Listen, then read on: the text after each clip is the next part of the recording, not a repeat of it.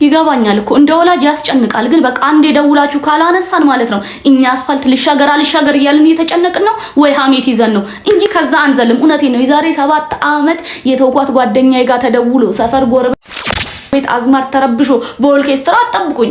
እኔ እናንተ እንደምታስቡት እንኳን 7 ጎረምሳ ሊከተልኝ ሙይ የሚለው የሚለክፈኝ የለም። እድሜ ተላልፏል በእውነት ወይ ደግሞ ድንቡሎ ሳንቲም የለኝ የሚዘርፈኝ የሚሰልለኝ ሰው የለ። ስለዚህ እናንተ እንደምታስቡት አስፈላጊና ጠቃሚ ሰውም አይደለሁም። የሚፈልገኝም የለም ከናንተ ውጪ። ስለዚህ እንደሄድኩ እመለሳለሁ። እኔም ወዶ ጥቁር ወንድ ነው፣ አይኔም ወዶ ቀይ ወንድ ነው። ይሄንን ተውት።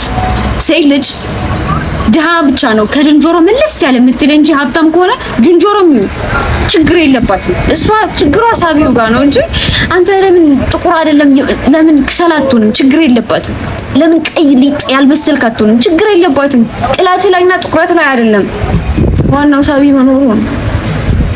ከድንጆሮ መለስ ያለ ምናምን ትላለች። ዳስ ሎንት ነው ሀብታም ብትሆን ድንጆሮ ብትሆን ለራሱ ታገባለች ችግር የለባትም አንተ ጋር ማለት ነው። የጎንደር ሴቶች፣ የጎጃም ሴቶች፣ የወሎና የሸዋ ሴቶች ሲያፈቅሩ ምልክታቸውን እነግራችኋለሁ። በትክክል ተከታተሉ እሺ። የጎጃም ሴቶች ሲያፈቅሩ እንደዚህ ይጠመጥማሉ። ልባቸው አይገኝም። ልባቸው እንደ ትግሬ መንገድ ቁልፍልፍ ያለ ነው። ሲጀመርም አይለይባቸውም ማፍቀራቸው ራሱ ግን አይናቸው እንደዚህ አጣጥ መስሎ ነው የሚውለው። የጎንደር ሴቶች ሲያፈቅሩ እንዳለቀሱ ነው የሚውሉ። ግን ልባቸው ደግሞ የነሱ በጣም ንጹህ ነው፣ ታማኞች ናቸው። የወሎ ሴቶች ሲያፈቅሩ እናቴ ውበት ከነሱ ይቅር እናቴ ትሙት ከነሱ ውበት አይናችን ሰካውሎ የሚውል ዩኒቨርሲቲ ላይ ራሱ እነሱ እና ማለት ነው። እነሱ ደግሞ ሲያፈቅሩ ማለት ነው ዝም ብለው አስሬ ልብስ የሚቀይሩ አስሬ ማለት ነው። የሸዋ ሴቶች ሲያፈቅሩ በቃ እንደ ያጻው ምን ይለክለች ፍከራ ነው የሚያበዙ። የሸዋ ሴቶች ሲያፈቅሩ ደግሞ ዝም በፍከራ ወንዱ የሚያገኙት የሚመስላቸው እና ኮሜንቱን እንግዲህ ፈልገዋለሁ ወገን ከበለሽ እንኳን ደህና መጣሽ ለክብረሽ ነጣቃዩ እንዴ ስልኬ እኔ እቀበልልሻለሁ። ያማችኋል እንዴ? አንቺ ጀግና አምጩ የታል? ባክሽ ወደችኝ አልመነተፍኳት። ያማል እንዴ አንድ ስራ ቢኖር ታበላሽዋለህ። አሁን እንዴ ልትዋወቃት ነው? ሲያስጠላ በእናትህ አንቺ ቶ አልሰረቀኝም አትይም እንዴ? ለኔ ነበርኩ እና ለምን አላልሽኝ? አሮራት ከሰው ተመቸኝ እንዴ እና አንቺም እንደኔ ይጁ ስማ ምንድነው? እባክህ ተሳክቷል አምጣው። ታውቆልህ ምንድነው? እና እንደዛ በለኛ። ይቅርታሽ ይሄው ስልክሽ። ሌባ ኧረ ጥፊ እና እሺ ስልክሽንስ እና ስረቀኝ። የኔ ፍቅር ለምንድን ነው የፈለግሽኝ? እኔ ፍቅር እንዴ ያምሻል እንዴ? የኔ ፍቅር ማነች? ኧረ እኔ አላውቃትም። እኔ አላውቃትም። ለነገሩ ከሴት ጋር ስትሆን እንደምሸመጥጠኝ ጠርጥሬያለሁ። ምንድነው የምታወሪው? ተመሳስዬብሽ እንዳይሆን። ይሄንዬ እነዛን የመሰሉ የፍቅር ጊዜያቶች ረሳኋቸው። ምን አንተ ውሻ! እኔ ምን አጎደልኩብህ? አፍቅሬክ እኮ ነበር፣ አምኜክ እኮ ነበር። አረ እንደምታስቢ እኮ አይደለም። አትንካኝ። ዛሬ የቀጠርኩክ እንደረገዝኩ ልነግርህ ነበር። አንተ ግን ውሻ ነህ። ሃኒ እንዳትከተለኝ። አንተ ደግሞ እዚህ ምን ታደርጋለህ? ያ ውሻ እየማገጠብሽ እንደሆነ ሰምቼ ነው የመጣሁት። አይዞሽ እኔ አለሁልሽ። እርዳታ ካያስፈልገኝም። የት ነው የምታውቂኝ? እንተኝ ወደዛ። ለሴት ልጅ ክብር ይኖር እሺ። ተዋት እንጂ። ቆይ ምን አስነክታት ነው? አሁንም ትወድሃለች? ሂጂ አንቺ ብርሽን አስገብቼልሻል። ሂጂ እንዳልኩሽ አድርጊ። የምትፈልጊውን ብር እሰጥሻለሁ። ሂጂ።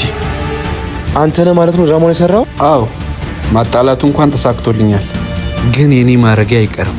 ትሰማኛለህ?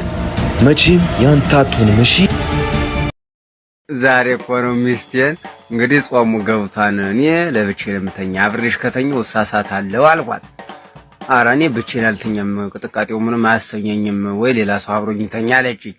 እንግዲያማ ሰለሞን አብሮሽ ተኛ የልብ ጓደኛዬ ነው ምናምን አልኳት። አረክተራው እኔም እወደዋለሁ እሱ ልጅ ጥሩ ልጅ ነው ምናምን ብለኝ እዤው መጣሁ። እወደዋለሁ የልብ ጓደኛ ነው። አሁን እዤው መጥቼ ባታራት በልተን ተኝተን እኔ ወለሉ ተኛው ለመጾም ብዬ እነሱ አልገው ተኙና ሌሊት አልገው ሲጥ ይላል። ፈጣሪ ሆይ እዚህ ጉዳይ ወጣኝ በጾሙ ሊያሳስተኝ ነው ብዬ ሌላ ነገር እያደረጉ ነው ብዬ ጠርጥሬው ማለት እናቴ አሁን እዚህ በኋላ ሲነሳ አይጧን አትለቂ። አሁን ዱብርብ ስትል አይጧን ሳይ እነሱ ቦግስ አደረጉ በራሱ እነሱ ምንም አያረጉም ተቃቅፈው ተኝተዋል ዝም ብለው እና ጓደኛዬ ይቅርታ ስለጠረጠርኩ በጾሙ ይቅርታ አድርግልኝ የኔ ምስኪን ጓደኛ። እንዴ ቆይ ጠብቂ ዴቭ። አንተ ዴቭ ምን አየህ? ምንም። ዝም ብለህ ባጉል ጥርጣሬ ወሬን እንዳታወራ፣ ያየኸውን ደግሞ ለባሌ እንዳትነግረው እሺ?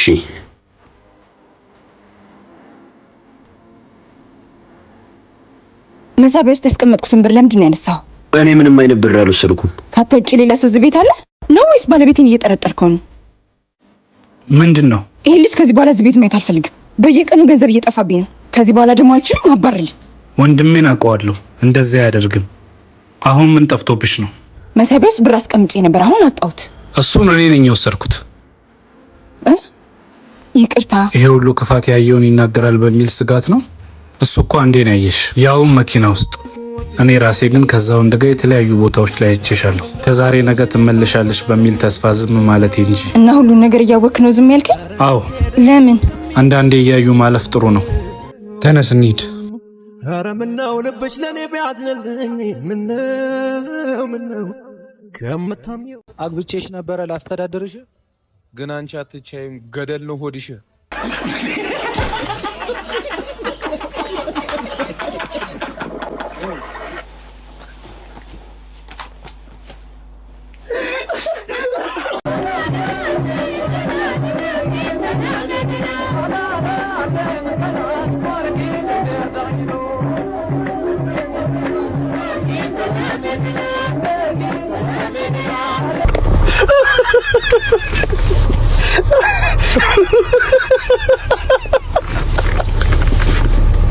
ወንድሜ ሰላም ብለን እንለፍ። እሺ ነይ ወንድሜ እህቴ ታውቀው ፍቅረኛዬ ነው። እሺ ዮሴፍ እባላለሁ። አይተወሱ ሄኖክ ባይሆን ጫማዬን ጥረግልኝ። እሺ። ወይ ጉድ! እኔ ምን ድህነት ከዘራችሁ ነው እንዴ? ማለት ወንድምሽ ጫማ ጠራጊ ሆኖ እንገባ ስልሽ እንጠናና ብትይ እና ጫማ ጠራጊ በሆንስ እህቴ ቃናት እንዴ? ዝም ብለህ የምትወስዳት? ዝም ብለህ ጥረጋት። ለቃቃል ሰውዬ ድንበር እያለፍክ ነው። እሺ ምን አንተ እንዴ ባሌን አትምታው። ምን? አዎ እኔና እሱ መሀል አትግባሽ። ና እንሂድ። አንተ ዘንድሮም በዓል ባንድ ዶሮ ነው። ቆይ አንቺ ለምን እሺ ብለሽ ወደ ቤት አትመለሽም? ያ ሁሉ ነገር እያልሽ እያከኩ መኖር ምን የሚሉት ነው? ምን አጎደልክብኝ ብዬ ልተው? ናግባ ወደዚህ። ዶሮዋን እኔ ያረካል እንዴ? ምንድን ነው? ዶሮአችንን ሰርቆ አያፍርም። ጭራሽ ሽንኩርት ሊገዛ ይመጣል። ጭራሽ አንዷም ዶሮ ተሰርቃ ነው። ይሄንን ነው ኑሮ ብለሽ የምትኖሪው? የምር ነው ያልሰረኩም። ጭራሽ ተዋሻለህ። እሱም ፖሊስ ይዘን ስንመጣ ትናገረዋለሽ። ቆይ አረ ፖሊስ መጥራት አስፈልግም። ውሰዷት።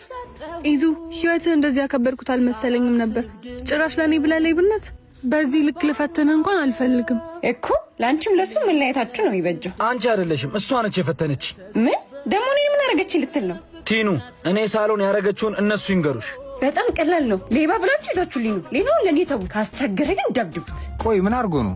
ብቸኛ እህቴ ነው ለገንዘቧ ሲል በፍቅር ስም የነጠቀኝ። በቃ ፎቶና አድራሻውን ላኪልን። ሌላውን ለእኛ ተይው፣ ስራችን አይደል? እነሱ እንዳጋጣሚ ጓደኞች ሆኑ እንጂ ሌላ ሰው ቢሆን አልቆልኝ ነበር። እውነቱን ነው። አዎ ግን ላንቺ አስበን እኮ ነው እህቴ። አታስቡልኝ፣ ታውኝ። ካሰባችሁልኝ ደግሞ የመረጥኩትን ኑሮ ልኖርበት። አሁን ሂጂልኝ። ምን አገባኝ? ተነስ። እዛ ጋር ጠብቀኝ፣ ፍቅረኛ ይመጣል። ደግሞ እንዳትርቅ። ዮኒዬ፣ ጽኑዬ፣ ና እስቲ ወንበር አምጣለት።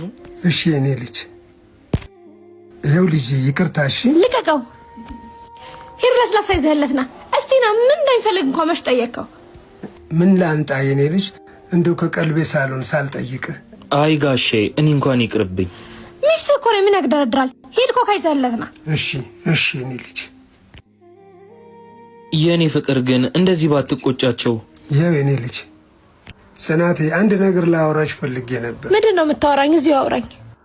ካላስቸገርኩሽ 300 ብር ይኖርሻል? ከትናንት ወዲያ አይደል 200 ብር የሰጠው? ምንድን ነው በየቀኑ ሰው ማስቸገር? አስቸገርኩ አይደለ? ይቅርታ። ጽኑ እንዴት እንደዚህ ታደርጊያለሽ? ምን አለ ብትሰጫቸው? ጋሼ እሷ እኮ እንደዚህ አይነት ሰው አይደለችም። ውይ እናቴ ከትቢያ ላይ እኮ ነው ያነሳች፣ ከመሬት ነው ያነሳች። እሷ እኮ እንደዚህ ያለች ልጅ አይደለችም። እውነት ነው ጋሼ፣ ውስጧን አውቀውታል። እኔ ግን አሁን የፈለጉትን 300 ብር እኔ ልስጦት።